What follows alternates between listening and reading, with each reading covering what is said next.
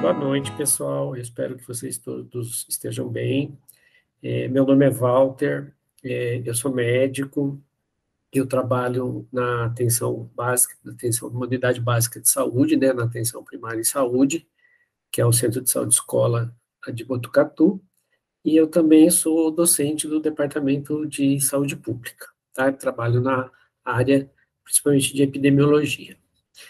E hoje, o convite que foi feito para mim foi para conversar um pouquinho com vocês dentro, né, do curso de gestão do território na linha de cuidado das doenças crônicas não transmissíveis, a gente falar um pouquinho de que forma que a gente pode utilizar os instrumentos, as estratégias da epidemiologia para nos capacitar, para melhorar, para potencializar o nosso trabalho na assistência, na atenção primária em saúde, certo?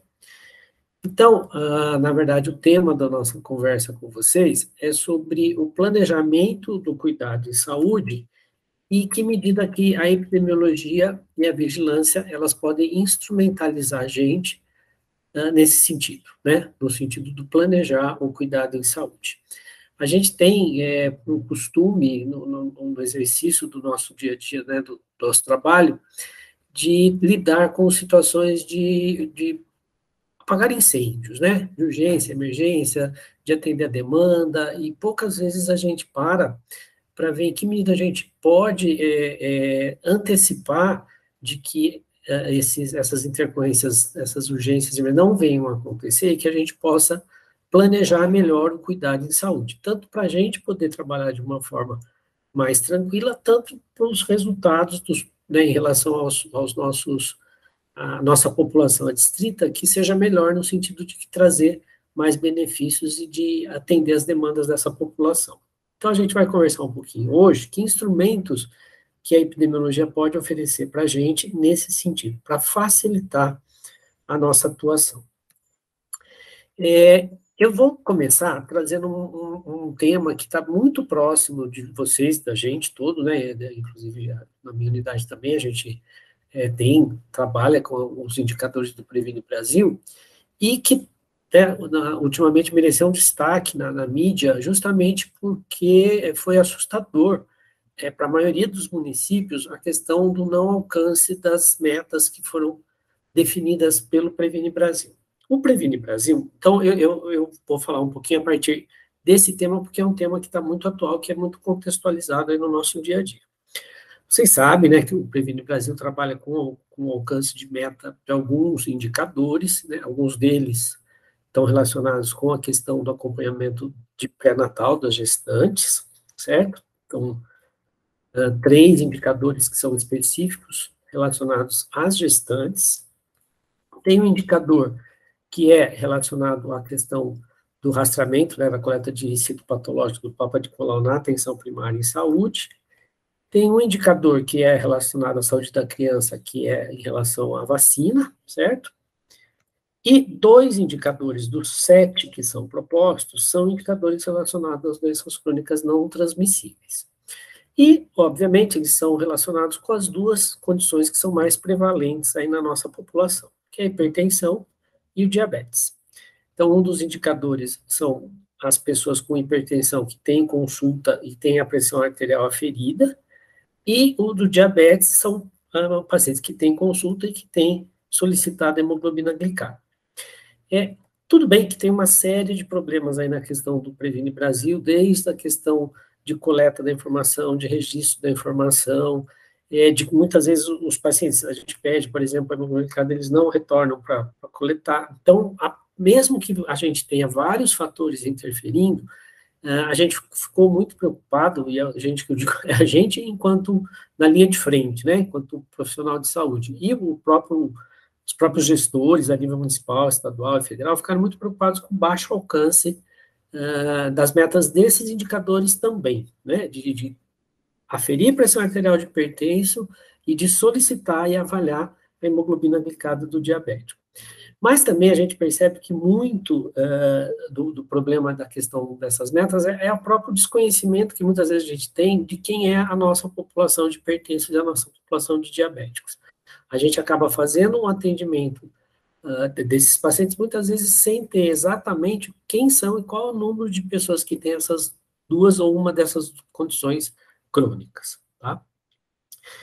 Então, mas o que eu quero trabalhar com vocês não é essa questão, né? Na verdade, não é a questão do pagamento por desempenho, não é a ideia de que a gente tem que aumentar esses indicadores para poder receber recursos. Não, o que eu quero trabalhar com vocês é em que medida que a gente pode usar indicadores que a gente tem facilidade de coletar e de calcular para efetivamente a gente saber quem são os nossos hipertensos, nossos diabéticos, quanto eles representam da nossa população, do nosso território, certo? E que indicadores que a gente pode usar para saber a situação, o controle que eles estão em relação à sua hipertensão ou ao seu diabetes, tá? A gente sabe que essas duas condições, né, elas são muito prevalentes, como eu falei, elas estão associadas a outras condições que são bastante prevalentes também, como as dislipidemias, né, as alterações de colesterol, triglicérides, a própria questão da obesidade, e que são, né, as principais causas de adoecimento e morte na nossa população. Então, as doenças, as complicações cardiovasculares, principalmente o infarto e o AVC, a gente sabe que são complicações de hipertensão e diabetes e são as principais causas aí que levam a nossa população à morte. E aí, assim, a minha ideia é que a gente, quando a gente tiver no nosso trabalho, seja na gestão, seja mesmo no atendimento, né, na atenção aos pacientes, que a gente tenha essas informações. Então, quantos são os hipertensos e os diabéticos da nossa área, do nosso território, e quem são esses hipertensos e diabéticos? É óbvio que quanto menor for a nossa área de abrangência, quanto menor for o município, quanto menor for o nosso território, a gente vai conseguir esses dados com mais facilidade. Mas esses dados, eles estão disponíveis e a gente pode consegui-los coletar para qualquer território, certo? Qual é a representatividade dessas pessoas, desses hipertensos, desse diabético, em relação à população geral? Quando a gente vai fazer uma reunião com o gestor municipal, com o secretário de saúde, com o prefeito, com o governador, com os gestores da saúde, a gente ter esse dado é muito importante, porque ele mostra qual é o impacto que essas condições têm na população que a gente atende. Além disso, desses nossos pacientes hipertensos e diabéticos, quantos e quais são aqueles que não estão com a doença controlada? Com a sua pressão arterial controlada, dentro dos parâmetros normais, ou com a sua diabetes controlada, seja através da glicemia, seja através da hemoglobina glicada. E aqueles que não estão, por que não estão? O que está acontecendo que eles não estão com essa doença, né, com a sua doença controlada? Outro dado importante, quantos desses nossos hipertensos diabéticos estão morrendo em decorrência de complicação de hipertensão de diabetes? Né? E não é só a questão da morte, né, por AVC ou por infarto, mas mesmo as complicações. A gente sabe que o diabetes, ele é causa de várias complicações e é a principal causa de várias complicações, né, como cegueira, né, que a pessoa não nasceu com cegueira, né, cegueira adquirida, causa de amputação, causa de pacientes em hemodiálise. Então, não é só a questão da morte em si, mas das próprias complicações, né, que podem ocorrer por conta do não controle dessas condições. E aí que começa a entrar um pouquinho na questão do nosso atendimento, do que isso impacta ou representa no nosso dia a dia, na atenção primária. Quantos desses pacientes estão sendo internados ou estão sendo atendidos como eventual na nossa UBS, na própria UBS, na UPA ou no hospital, por consequência do descontrole da pressão da glicemia? Então, na verdade, a gente tem um círculo vicioso, né? Quer dizer, se a gente não faz o acompanhamento em consultas programadas, em consultas agendadas, ou a gente não sabe exatamente quem são os nossos hipertensos e diabéticos, e não sabe se eles estão controlados, a gente vai ter mais pacientes com atendimento como eventual, certo?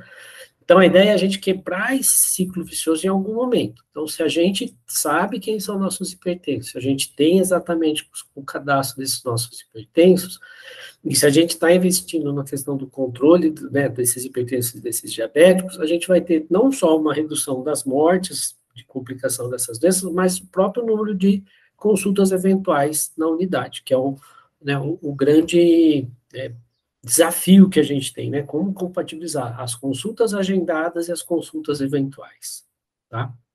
Quanto mais a gente tiver controles de hipertensão diabética, menor número de consultas eventuais desses pacientes a gente vai ter. E quais são os impactos desse não controle? E aí eu vou nos impactos gerais, né? Não só os impactos para o próprio paciente, mas os impactos que isso representa em termos de custo, de tudo, de medicamento, de profissional, de exames complementares, de recursos, em geral, os impactos, né, da própria questão econômica, dos gastos que a gente tem, que fica muito mais caro a gente atender esses pacientes quando eles estão hospitalizados ou em decorrência das suas complicações, do que o custo que a gente tem da gente controlá-los de uma forma mais adequada na própria atenção primária. E a gente ter esses dados é importante porque vai ajudar a gente a programar, planejar quais e quantos recursos, tanto recurso humano, de profissionais de saúde, recursos estruturais, recursos materiais, de medicação, de exames, que eu vou precisar para atender e controlar os portadores de hipertensão e diabetes que estão cadastrados na minha unidade. Por isso que é fundamental a gente ter esse número e ter não só o número, mas quem são essas pessoas. E quem pode nos ajudar? Com certeza a epidemiologia, ela é a ciência, né, o campo do conhecimento, o campo da ciência, que pode nos trazer ajuda através de vários instrumentos para a gente conseguir conhecer e poder avaliar e acompanhar a situação dessas doenças crônicas não transmissíveis, certo? Então, vocês já viram no curso, né, que a epidemiologia é o ramo do conhecimento que busca, através do conhecimento daquilo que ocorre em populações, conhecer a situação de uma doença, de um agravo, de um determinado evento, tanto do ponto de vista quantitativo, quanto em relação a como ele se distribui na população, em relação às características das pessoas, em relação ao tempo, em relação ao espaço. Então, a epidemiologia é o campo da ciência que tem instrumentos, que tem métodos para nos ajudar nesse sentido, para nos capacitar nesse sentido.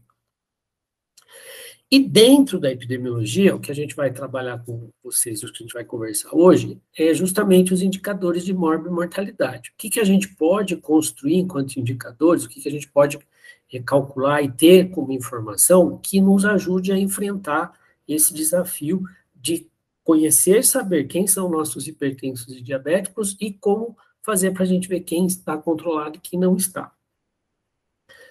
E em relação, né, a essas doenças crônicas não transmissíveis, a gente vai conversar sobre 3 indicadores que são os mais importantes. Um que é a prevalência, que a gente chama de coeficiente de prevalência ou taxa de prevalência, os coeficientes de mortalidade, ou as taxas de mortalidade, e um que é mais específico, que a gente chama de letalidade. Então, a gente vai falar um pouquinho de cada um deles, certo? Em relação à prevalência, a gente está falando de quê? De uma doença crônica, certo?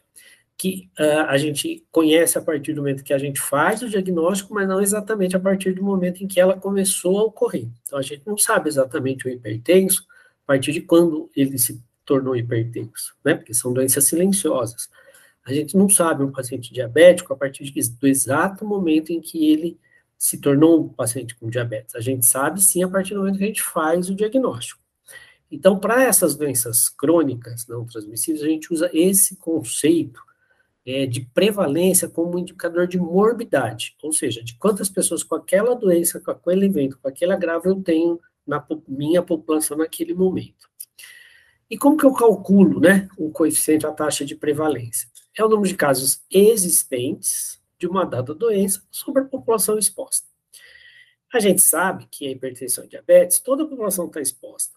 É lógico que a gente também sabe que a exposição, a doença, né, a ocorrência da doença vai variar conforme diferentes aspectos, entre eles, por exemplo, a idade, né? Lógico que hipertensão e diabetes são doenças que ocorrem mais na população mais idosa. Então, algumas populações têm um risco maior, mas quando a gente vai falar da doença no geral, a gente considera toda a população, porque toda a população está exposta. A gente tem cada vez mais crianças obesas, cada vez mais crianças com problemas, né, com dislipidemias. Então, essas são doenças crônicas que também vão começar a afetar cada vez mais a população mais jovem. A gente tem muitos jovens, né, o que era antes, o diabetes tipo 1 era típico da criança e do jovem, a gente está tendo vários casos de diabetes tipo 2 em adolescentes, população mais jovem, né, justamente relacionado à obesidade, ao estilo de vida. Então, por isso que a gente considera, quando a gente vai calcular a prevalência de diabetes e hipertensão, toda a população, tá? E esse conceito de prevalência, ele ajuda a gente, né, dentro da epidemiologia, o que ele representa? Ele descreve, né, ele mostra a força, o volume com que a doença acontece numa coletividade. Então, se eu tenho uma prevalência alta de hipertensão, uma prevalência alta de diabetes, ela me dá quantas pessoas eu tenho com aquela condição. Então, ele, além de mostrar aquilo como um problema de saúde, ele me mostra também quantas pessoas eu tenho que precisam de um cuidado, que precisam, né, de uma atenção, que precisam de recursos naquele momento. Por isso que é um indicador bacana que a gente usa para as doenças crônicas não transmissíveis. E eu acho que nada melhor do que um exemplo para a gente ver como que a gente utiliza esse indicador, né? Então, vou dar um exemplo aqui de uma cidade fictícia, Rio do Ouro, 2021, onde tinha 18.212 hipertensos e 7.475 diabéticos em segmento. Vocês estão vendo que não é uma cidade tão pequeno porte, né? Ela tem um grande número absoluto aí de hipertensos e de diabéticos. A primeira coisa é essa, né? Tá, esse é um número absoluto, né? O que ele representa da população geral? Qual que é a relatividade dele em relação ao total da população? E é para isso que a gente faz o cálculo do coeficiente de prevalência, tá? Vamos supor que Rio Douro seja uma cidade de médio porte, com 115 mil habitantes. Então, como a gente falou, mesmo que a gente saiba que, né, existem populações que têm um risco maior, essas duas condições, hipertensão e diabetes, pode acontecer em qualquer pessoa, então a gente vai considerar a população toda, tá? É óbvio, se eu estou trabalhando com uma condição, uma situação, por exemplo, câncer de próstata, tá? Eu não vou considerar toda a população de risco, vou considerar a população masculina. Se eu estou trabalhando câncer de colo do útero, eu não vou considerar a população toda, eu vou considerar a população feminina. Se eu estou trabalhando câncer de mama, mesmo que seja muito mais prevalente nas mulheres, como os homens também podem ter câncer de mama, a gente considera a população toda. Então, vai depender da doença que a gente está trabalhando. É lógico que a gente pode fazer, sim, divisões dessa população. Ah, eu quero calcular qual é a prevalência de hipertensão e diabético na população da minha área de abrangência acima de 60 anos. Eu posso fazer isso, e eu considero população acima de 60 anos, tá? Isso vai dar ao indicador uma validade maior ainda, tá? Se eu tenho uma porcentagem para a população geral, para o idoso eu vou ter uma porcentagem maior. Então, eu também posso subdividir essa população de risco para melhorar a qualidade do meu indicador. Mas vamos considerar a população toda. Então, como é que eu vou calcular a prevalência de hipertensão? É muito simples, certo? Eu vou pegar a população, o número de pessoas hipertensas e vou dividir pela população total de risco, certo? Isso vai me dar um número fracionário. Para eu poder entender, para eu melhorar a interpretação, para eu poder fazer comparações, eu multiplico esse valor aqui por um valor que fique mais fácil de eu entender. Tá? Então, se eu multiplicar isso aqui, por exemplo, por 100, eu já vou ter um valor que é mais fácil de eu entender. Tá? Então, se eu multiplicar e arredondar, né, 15,8 ou 16%. 16% da população de Rio do Ouro é hipertensa. Tá? Então, isso já é um dado, já é um valor que vai me ajudar tanto conhecer a situação, né? E aqui também a gente está considerando a população toda de Rio do Ouro. Eu posso fazer para a população do meu território, que tem muito mais sentido para mim, certo? Ou então, tá, eu não quero apresentar em porcentagem, eu quero apresentar para cada 1.000 habitantes. Então, eu multiplico por 1.000, 160 casos de hipertensão para cada 1.000 habitantes.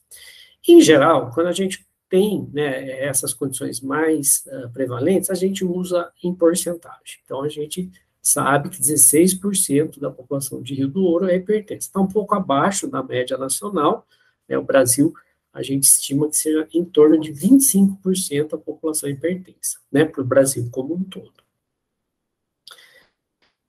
Se a gente quiser ver para diabetes, exatamente a mesma coisa. Tá? Então, a gente viu que tem 7.475 diabéticos, eu tenho uma população de 115 mil habitantes, voltando a falar, a gente pode trabalhar com subgrupos dessa população. Quero saber a prevalência de diabetes em pessoas acima de 50 anos. Faço com a população acima de 50 anos, certo? Se eu quero saber no geral da população, eu vou dividir pela população geral. Eu aqui o número fracionário, eu vou multiplicar por uma base, 10 não vai me ajudar, vai ficar, continua com fracionário, por 100 já dá, né, 6,5%. Então, eu sei que 6,5% da população, ou se eu multiplicar por 1.000, 65 casos de diabetes para cada 1.000 habitantes. Também está um pouquinho abaixo da média nacional, que é em torno de 9 a 10%. Então, vocês percebam que você ter o cálculo da prevalência de hipertensão, diabetes, é muito simples, né? O que a gente precisa ter? A gente precisa ter os dados do número de doentes que a gente tem com essas duas condições e a população. A população, a gente tem a população pelo próprio IBGE, tá? Nos anos censitários e nos anos intercensitários, a gente tem sempre uma estimativa do próprio IBGE de qual que é a população do nosso município, qual a população da área de abrangência do nosso território, e também a gente fez isso quando a gente foi implantar aquelas locais de estratégia da família, a gente fez isso no processo de territorialização, então a gente sabe qual é a população da nossa área.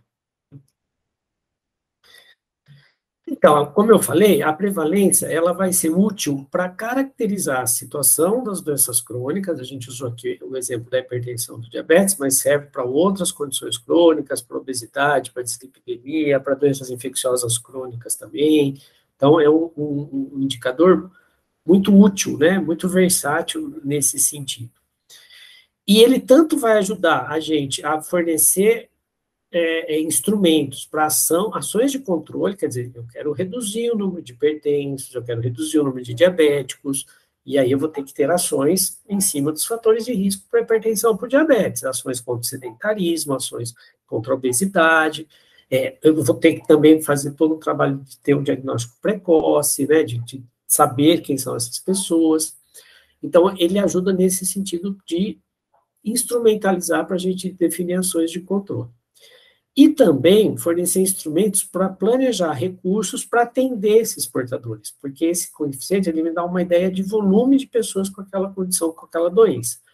Então, tanto ele vai me ajudar para programar ações de controle para eu diminuir essa prevalência, quanto ele vai me ajudar de ter dados para planejar recursos, e recursos aqui, como eu já falei, de recurso humano, recurso material, medicamento, exames, para eu atender aos portadores dessas doenças.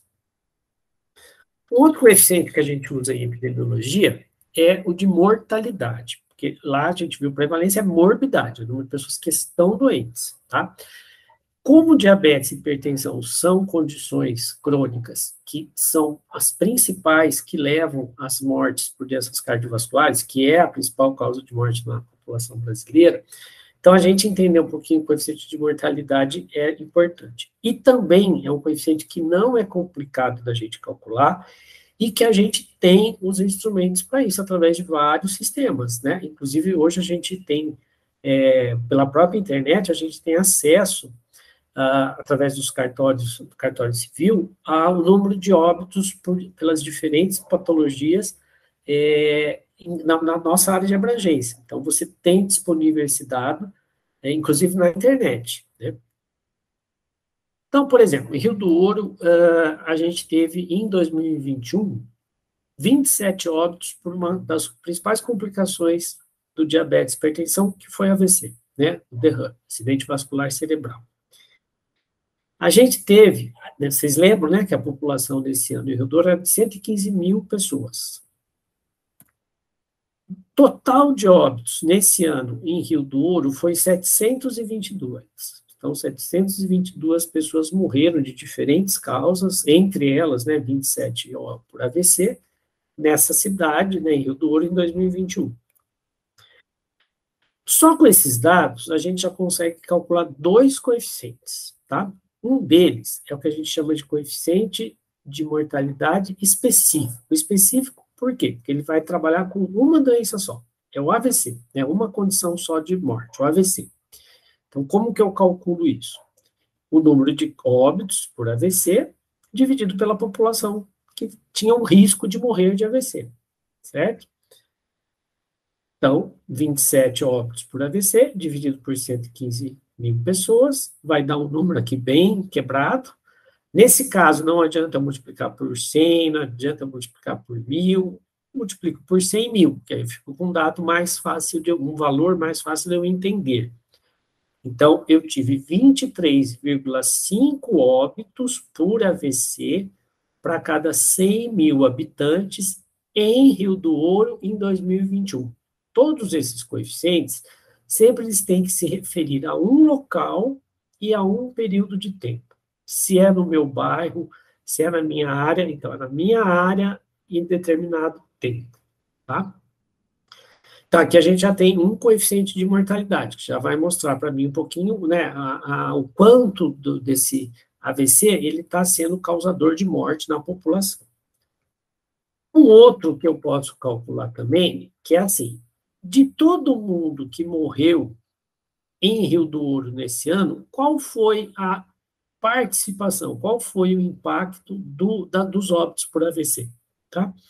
Então, isso é o que a gente chama de coeficiente de mortalidade proporcional por AVC. Esse aqui é coeficiente de mortalidade específica por AVC, ou também a gente não usa o termo específico, mas a gente fala qual é a condição que a gente está fazendo o cálculo, né? Quando eu falo proporcional, eu estou pensando em todo mundo que morreu, certo? Então, o numerador sempre vai ser o mesmo, é sempre o número de óbitos por aquela condição, só que aqui não é mais sobre a população total, mas é sobre quem morreu, então, sobre o total de óbitos. E aqui eu sei que 4% de todos os óbitos que aconteceram em 2021 em Rio do Ouro foram decorrentes de AVC, tá? Em geral, o coeficiente de mortalidade proporcional, a gente apresenta ele em porcentagem, tá? E um terceiro coeficiente que a gente pode calcular, que ajuda bastante a gente a ver como é que a gente está lidando com a situação, é o coeficiente de letalidade, que está um pouco até no próprio nome, né? O quanto aquele evento, aquela doença, ela é letal, o quanto ela leva à morte, tá? Ele é calculado número de óbitos devido à doença, né, ao agravo, que é o mesmo, sempre o numerador é igual, só que aqui no denominador não é mais a população geral e não é mais o total de óbitos, mas é o número de pessoas que foram acometidas ou que são acometidas daquela doença, daquele agravo. Então, a letalidade, ela é legal também, porque ela não é só uma medida de mortalidade, ela também é uma medida de gravidade. Então, ele avalia a gravidade da doença. Então, o que, que ela é? Também é apresentada em porcentagem. Então, é a proporção de pessoas, de casos que tinham a doença e que evoluíram para o óbito, para a morte. Então, a letalidade ela é muito legal para mostrar, por exemplo, a gravidade da doença, né? Então, tem doenças que, pela própria gravidade, a letalidade é alta, como, por exemplo, a raiva, né? A leptospirose. Mas também a letalidade pode mostrar para a gente o quê? Que demorou para fazer o diagnóstico. Então, se a letalidade é alta de uma condição que tem tratamento, é porque às vezes demorou para a pessoa procurar o serviço de saúde, ou demorou para o serviço de saúde fazer o diagnóstico, ou demorou para o serviço de saúde fazer o tratamento adequado, tá? Então, esse coeficiente, ele ajuda a avaliar um pouquinho, tanto como a gente está fazendo o diagnóstico, como quando a gente está tratando as pessoas que têm aquela doença, né? Então, exemplo aí para Rio do Ouro. Vamos supor que em 2021 tiveram 376 casos de infarto, tá? Lá registrados no pronto-socorro, no hospital, na própria UBS, 376 casos de infarto, e desses casos, 47 evoluíram a óbito, né, em decorrência do infarto. Então, a gente consegue calcular a letalidade do infarto. Então, 47 óbitos, dividido por número de casos, 376 casos, certo? Cujo diagnóstico foi feito nesse período. Também a letalidade a gente apresenta em porcentagem, então, vezes 100.